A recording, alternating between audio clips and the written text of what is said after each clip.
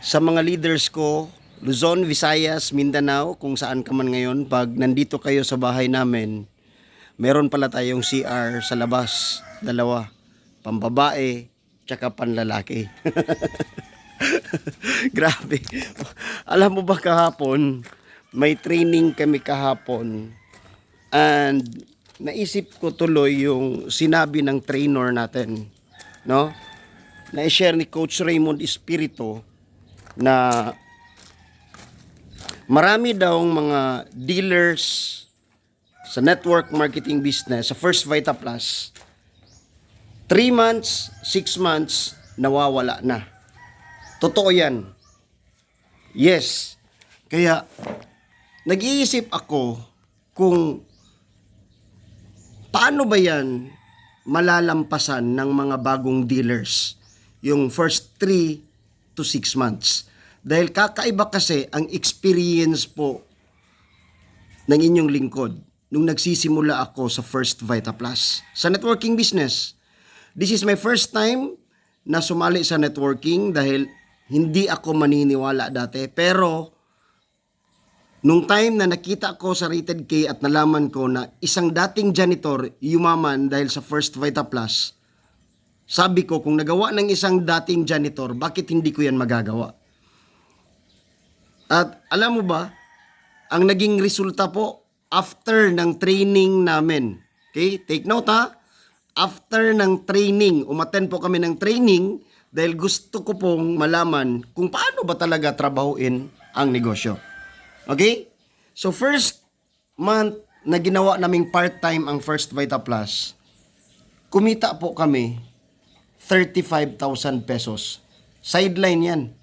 No? Imagine, first month, 35,000 pesos.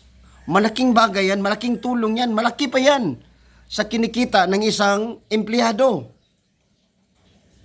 Kaya, grabe, nagpapasalamat talaga ako na na-invite ako dito sa network marketing business. Second month, no? That was December, first month namin, December 2011, January 2012, second month namin, 26,000 pesos. Ayan po. Third month naman, 66,000 pesos. Part-time yan, part-time. Total po, 128,000 on our first 3 months na ginawa ang network marketing business. So kakaiba sa kadalasang na-experience ng mga networkers. So paano yun nangyari? Kapatid, ito lang sa akin. Ako po yung taong ayaw maniwala sa network marketing business. Uulitin ko po, first time po ginawa ang negosyong network marketing business ang First Vita Plus. Walang experience. Dati po akong empleyado for 11 years. Ang daming sideline. Si misis ko naman, sinubukan ng mag-abroad, pero walang nangyayari. Kaya, naghanap ako ng opportunity talaga.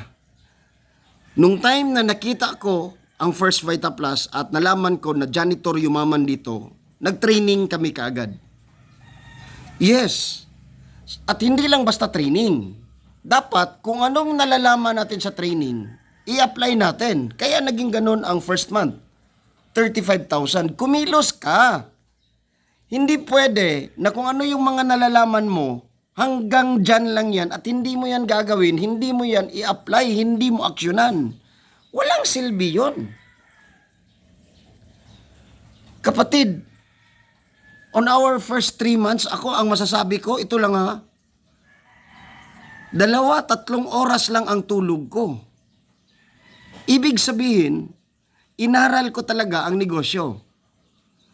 Anumang bagay na hindi mo alam, bigyan mo ng chance na aralin mo yan para malalaman mo yan. Ibig sabihin, kaya po maraming nawawala sa network marketing industry on their first 3 to 6 months. Hindi binigyan ng chance na aralin ang negosyo. So pag-aralan mo. Pag-aralan mo. Ang gandang buhay ang naghihintay sa iyo pag ikaw mismo matututo ka. Dahil sa First Vita Plus, imaginein mo 300,000 a month ang pwede mong kitain. Di ba? Itong bahay po namin, sa awa at tulong po ng Diyos, katas na ng First Vita Plus. Yan. Oh. Kaya, ulit, sasabihin ko to sa inyo, ang pag-asenso at pagyaman ay pwedeng pag-aralan. Yes, may mga kumita na ng malaki nawawala. O sasagutin natin yan sa susunod natin na video. Bakit nawawala pa sila? Uulitin ko po, huwag kang tumigil sa pag-aaral dahil ang pag-asenso ay pwedeng pag-aralan. Bye-bye guys! God bless po sa ating lahat. Power!